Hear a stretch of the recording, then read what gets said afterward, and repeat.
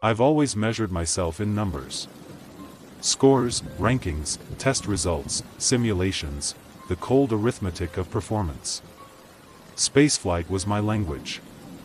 I hit the top of my class in orbital mechanics, EVA procedures, life support diagnostics, and thermal suit endurance. They told me I was ready, though ready is a relative term when you're about to leave Earth behind. The launch facility smelled of jet fuel and antiseptic, oddly comforting. I adjusted my gloves, feeling the tension in the fabric, the subtle hum of the life support systems. Joey, stood at the pre-flight bay, arms crossed, a grin tugging at his lips. "Relax, Mark," he said, casual, though the tight line in his jaw betrayed him. "You're in. Nerves don't break now." "I'm not scared," I said. He sighed. Fourth person to say that. Somehow, it always gets heavier once you're up there. Remember that. I scanned the crew. Randall, our engineer, hunched over a tablet, muttering specs. Sarah, the medical officer, brushed the Greek Navy insignia on her chest, eyes flicking toward the cabin doors. Burke scribbled frantically. Nancy tapped at her console, confirming channels. Mr. Walter hovered near prototype gear, adjusting straps like his life depended on it, which, frankly, it did. "Extreme caution," he warned, pressing a hand against my suit. "Even a centimeter misaligned compromises the seals. One false move. And this is useless. Understand?" "I understand," I said, squaring my shoulders. Joey patted me on the back.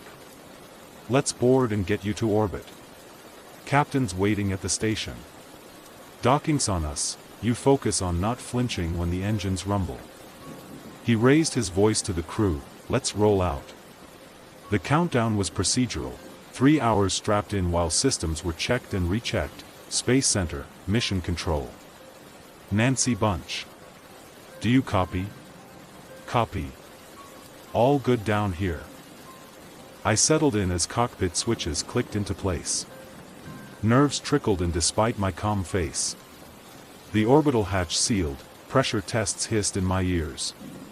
The others seemed unfazed, as if this were a long car ride. The crew sat, suits pressurized, breathing shallowly. The cabin was dim except for the glow of flight displays. T-10 minutes, Joey crackled. Fuel cells conditioned, power-up complete, guidance and NAV aligned. All systems green. Heart thrumming. Burke scribbled one last note. Sarah brushed the chest patch. Randall muttered a checklist item. T-1 minute. Range go. Weather go. The vehicle hummed, alive. My gloved hands clenched. 10. 9. 3. 2. 1. Ignition. Fire and sound consumed the world. The seat shoved me into the back as if the rocket wanted to crush me flat. The violence of ascent pinned me. The roar outside wasn't sound, it was pressure, a thunder that rattled through bone and blood.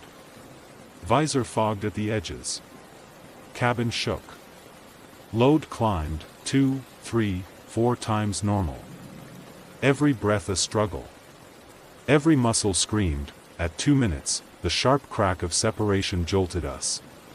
Solid rocket boosters peeled away, tumbling in the plasma glow. The ride smoothed slightly. Main engines clawed higher, faster. Joey, booster sep confirmed.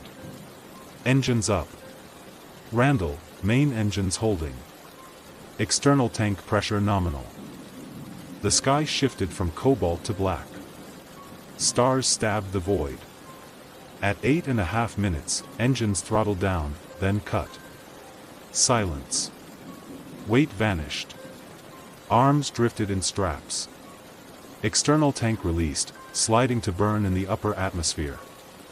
Earth rolled beneath us, a curved horizon of oceans and clouds. Joey broke the spell. "Rookie, welcome to orbit. Don't get dreamy. RCS thrusters online.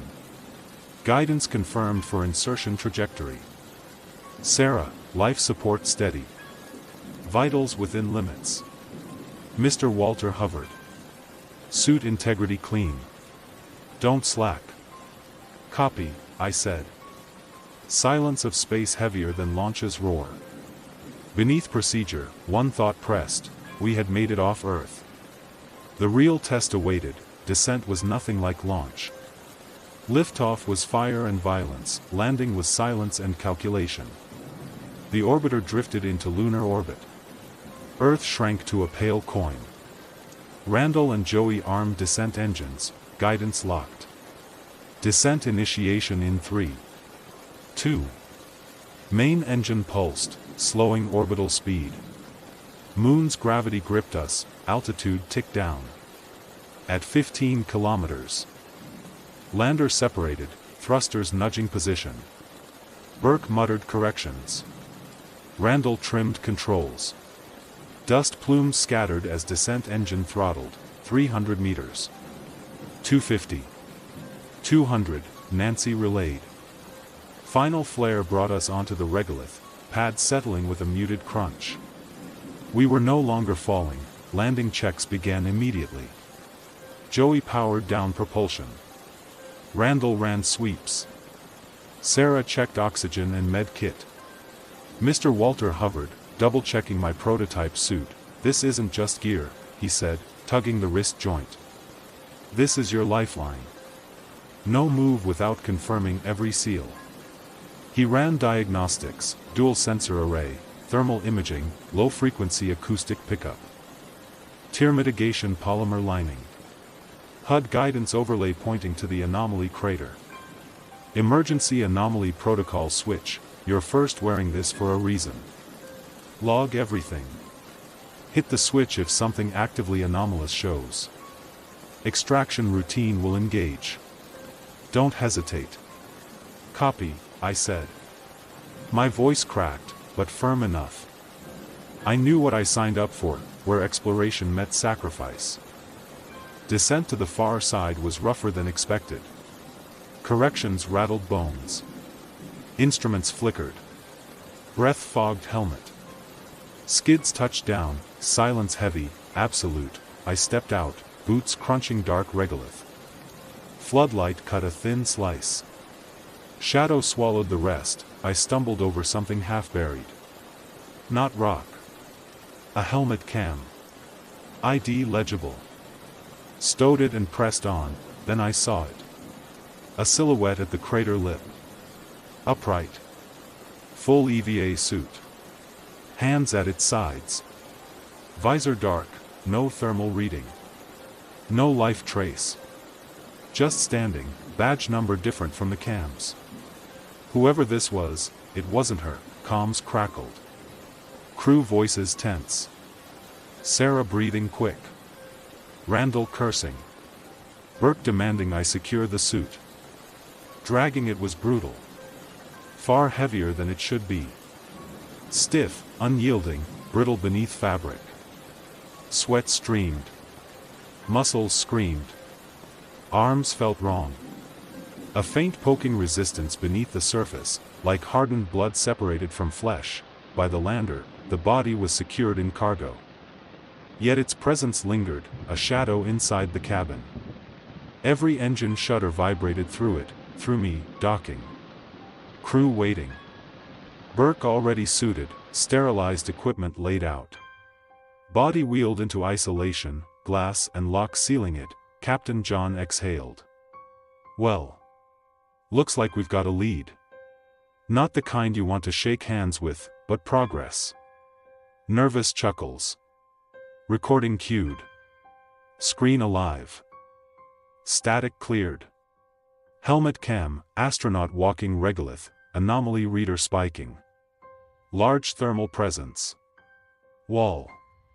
Full spread. Pause. I hear it. A rumble. Beneath me.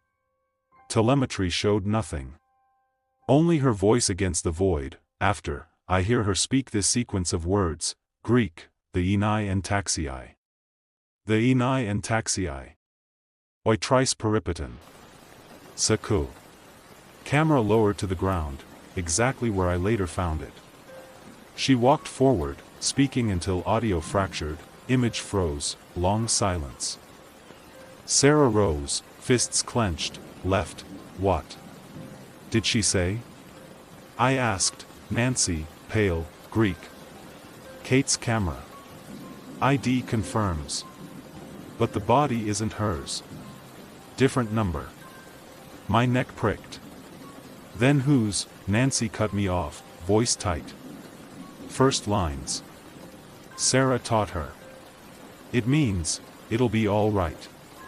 I'll be all right. Last two? Kate never learned them. Nobody did. Words hung in the room like a fracture. We went to check on Sarah.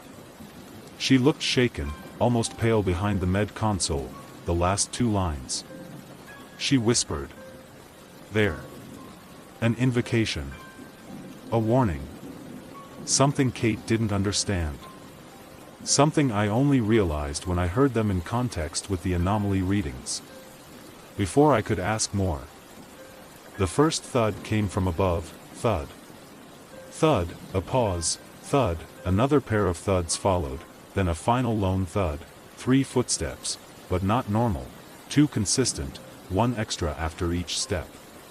Slow, deliberate, unmistakably paced. My pulse spiked. Nothing should be up there. Nothing should move with such rhythm, Randall. Check the top-level scan. Thermal, I hissed, his hands flew across the interface.